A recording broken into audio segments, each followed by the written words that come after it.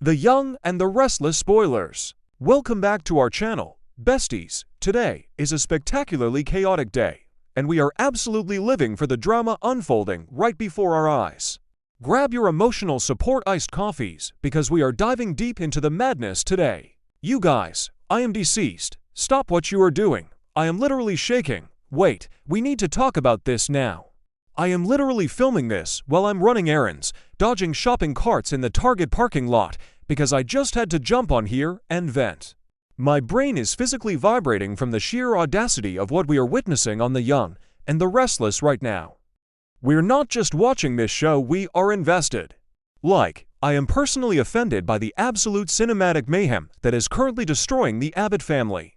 I am narrating this chaos like a high-octane psychological masterpiece where the stakes are astronomical, and frankly, my grip on reality is slipping.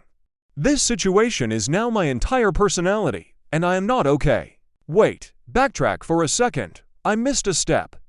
We need to talk about Dr. Lawrence Markham. Bestie, be for real right now. Are we genuinely supposed to believe this man is just some random, corrupt psychiatrist who decided to team up with Patty Williams? No. Absolutely not. I was mid-skincare and smeared charcoal mask all over the rug when the realization hit me like a freight train. Dr. Lawrence Markham is Martin Laurent. Send help, my soul has actually left my body. I literally had to yeet my phone across the room when the clues started lining up.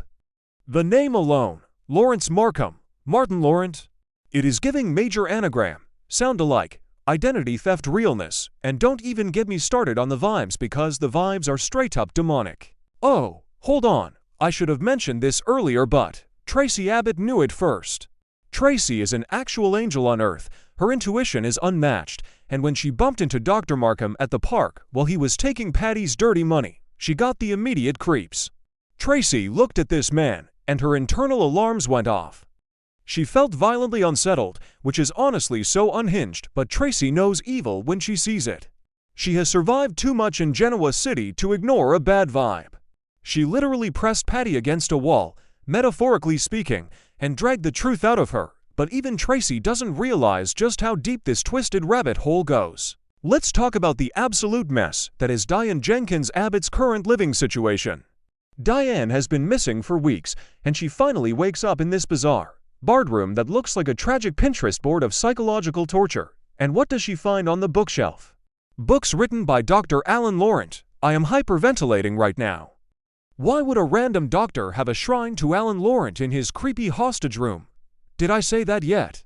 Ooh, my brain is mush. Moving on, but seriously, the set designers deserve an Emmy for that little breadcrumb. Diane even commented on it, and she literally survived Martin's reign of terror before. She looked at those books, and her survival instincts started buffering. And then, the absolute cherry on top of this unhinged Sunday, the astrology of it all. Diane, trying to psychoanalyze her captor, makes a comment about his zodiac sign. Dr. Markham smugly reveals he is a Gemini, the sign of the twins. Diane literally points out that Gemini is all about twins, and this absolute psychopath smirks and jokes that he likes to think of himself as unique. I screamed into a pillow. I genuinely lost my mind. The writers are mocking us right to our faces. He is a twin. He is Martin Laurent, wearing a new face, playing a sick game with the Abbotts. Wait, I'm glitching. Okay, back to the main event. How did Martin even pull this off? We all thought Martin was headed to a maximum security prison after the stunt he pulled with Alan, but what if he didn't? What if Martin was transferred to a mental health facility for evaluation? And what facility do we know that is currently housing the most unhinged villains in the Midwest? Patty Williams' facility. Patty and Martin crossing paths in a psych ward is the villain origin story we didn't know we needed. They are officially on my do not perceive list. I am so done. Let's veer off into a completely random tangent for a second. Did anyone else notice the weird lighting in that padded room?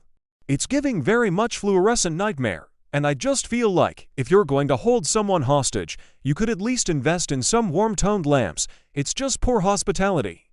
Anyway, snapping back to the main tea, Patty Williams is the queen of plastic surgery identity theft. Let's not forget she literally sliced and diced her own face to look exactly like Dr. Emily Peterson back in the day. Patty knows how to steal a medical professional's life. She probably gave Martin the blueprint. Hey bestie, want to avoid prison? Just get some facial reconstruction, steal this Dr. Markham's credentials, and let's go terrorize Jack Abbott together. It is genuinely the most chaotic, brilliant, and deeply disturbed alliance in soap history. And now, the stakes have gone nuclear because Ashley Abbott is back.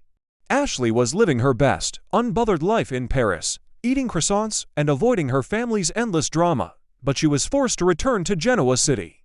And the second she stepped foot back in town, the universe said, "Welcome home, let's ruin your life."